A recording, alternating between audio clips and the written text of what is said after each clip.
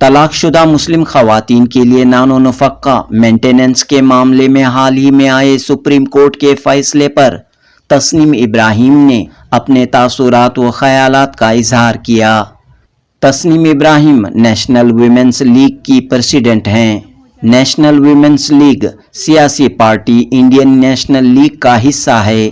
بنگلور میں جنوبی ہند نیوز سے بات کرتے ہوئے تسنیم ابراہیم نے سپریم کورٹ کے فیصلے پر اپنی رائے پیش کی۔ جنوبی ہند نیوز رپورٹ۔ السلام علیکم۔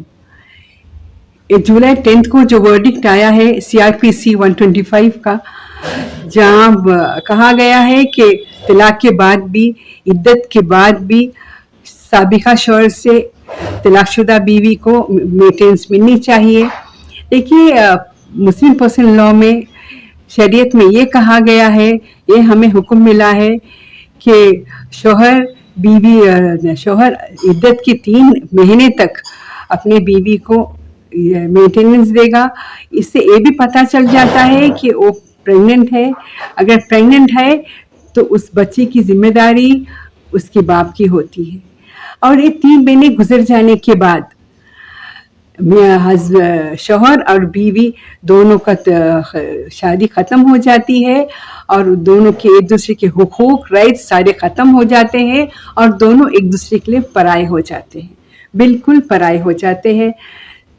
تو اب جب ایسے عدت کے بعد جب شوہر بیوی کو چھوڑنے لگے، طلاق دی ہوئی بیوی کو چھوڑنے لگے، تو اسے ہمیں قرآن میں کہا گیا ہے کہ متاع بالمعروف، بہت اچھی طرح سے اسے چھوڑو۔ اسے جب جانے لگے کچھ دے دلا کر، اپنے حیثیت کے مطابق دے دلا کر اچھی طریقے سے اسے چھوڑو۔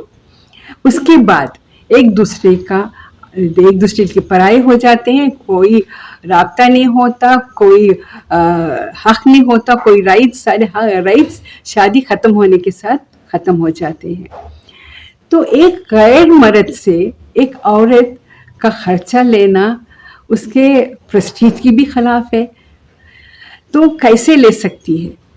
اب جب یہ ورڈکٹ آیا ہے، اس کے بعد میڈیا اور ٹی وی چینلز اتنا شور مچا رہے ہیں کہ مسلمان عورت اسرکشت ہے، اسے مینٹیننس کی ضرورت ہے۔ تو اس کی مینٹیننس دلانے، اسے رائٹس دلانے، اسے تحفظ دلانے کے لیے یہ لوگ اتنا شور مچا رہے ہیں۔ ایک سیکشن کے تھرو انہیں رائٹس ملیں گے۔ دیکھیے، ہمیں رائٹس، مسلمان عورتوں کو رائٹس 1400 سال پہلے مل چکے ہیں۔ انہیں شادی سے پہلے، شادی کے دوران، طلاق میں، خلاق میں اور وراثت میں سارے حقوق اور رائٹس مل چکے ہیں، اور بہت مطمئن ہیں، بہت خوش ہیں۔ اور جو گنتی کے جو عورتیں اس کے شریعت پہ نہیں چلنا چاہتی، جو مسلم پرسنل لاء میں نہیں چلنا چاہتی، تو انہیں پوری تو پروویژنس موجود ہیں۔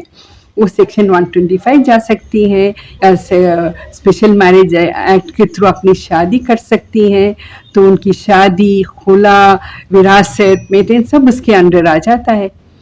تو جو میجورٹی عورتیں جو شریعت پہ چلنا چاہتی ہیں، جو مسلم پرسنل لاء پہ چلنے میں خوش اور مطمئن ہیں، ان کے راستے میں رکاوٹ نہ بنے۔ یہ حق انہیں، یہ رائٹس انہیں ملک کے دستور نے دیا ہوا ہے، کانسٹیٹیوشن آف انڈیا نے انہیں یہ حق دیا ہے، تو وہ انہیں چلنے دیں، ان کے راستے میں رکاوٹ نہ بنے۔